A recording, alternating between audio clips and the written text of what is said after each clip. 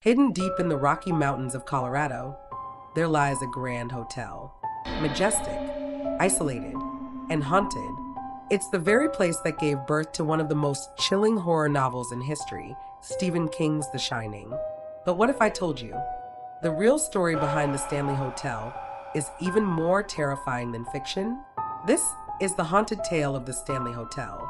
The year was 1903. Freeland Oscar Stanley, co-inventor of the Stanley steamer automobile, was battling tuberculosis, a disease that was, at the time, a death sentence. Doctors gave him just months to live. But then, something miraculous happened. He traveled to the wilds of Estes Park, Colorado, on the advice of his physician. The crisp mountain air, the quiet, the solitude, it healed him. Within months, he was walking. Within a year, he was healthy again. In gratitude, Stanley decided to build a place where others could find peace, beauty, and perhaps healing. Thus, the Stanley Hotel was born. What he didn't know was that something else already lived there. Opened in 1909, the Stanley Hotel was a marvel of luxury.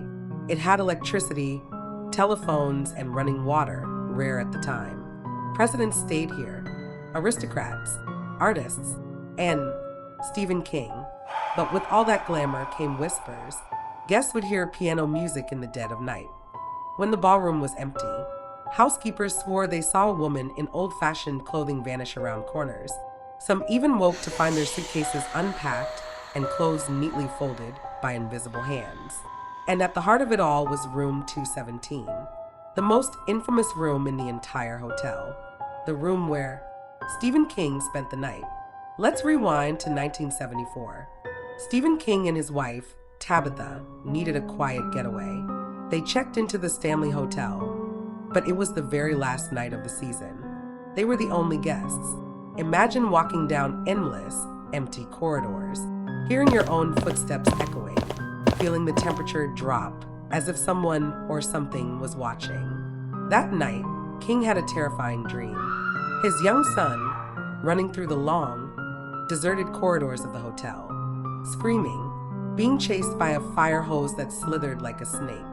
He woke up sweating, lit a cigarette, and by the time it had burned to the end, the outline of The Shining had taken shape in his mind.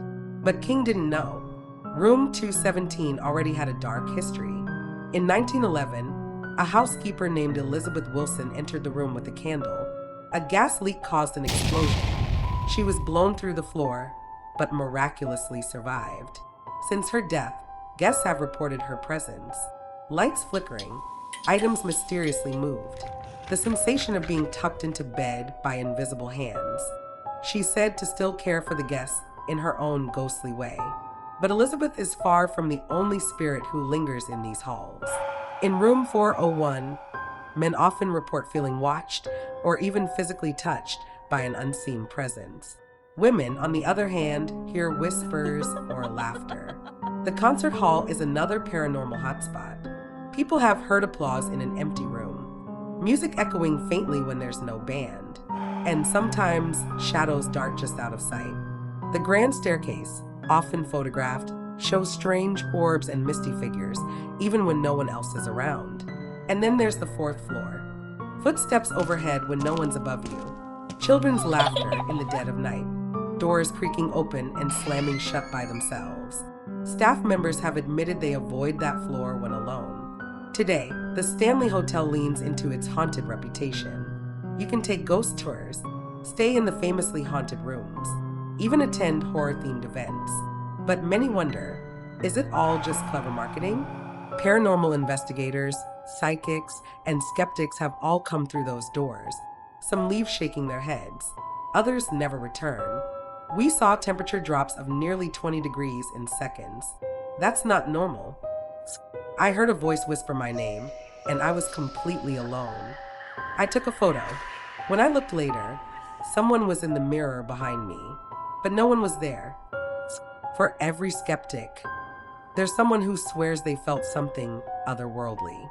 Let's go back to The Shining, the book and the film. In King's novel, the Overlook Hotel becomes a malevolent force, warping Jack Torrance's mind and trapping souls inside forever. The hedge maze, the twins, the typewriter, the while King base is setting on the Stanley Hotel. The Shining is still fiction, right? Well, remember this. Stephen King's imaginary horrors were born out of real fear, real dreams, and real feelings of being watched. Some believe he wasn't imagining anything, that maybe the hotel whispered the story to him. To this day, guests from all over the world visit the Stanley Hotel. Some come for the view, others for the mystery, and some leave with stories they'll never forget. One guest took a photo of the stairwell, only to find a woman in Victorian dress floating in the air. Another captured video of doors opening on their own. Some simply wake up with the overwhelming feeling that they are not alone. If you're brave enough, you can book room 217 yourself. But don't say we didn't warn you.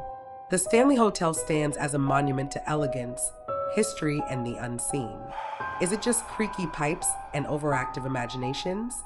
Or is there truly something waiting for you in the dark? Like this video if you dare to stay a night at the Stanley. Subscribe for more chilling tales from real places with unreal histories. And remember, some doors once opened are hard to close again.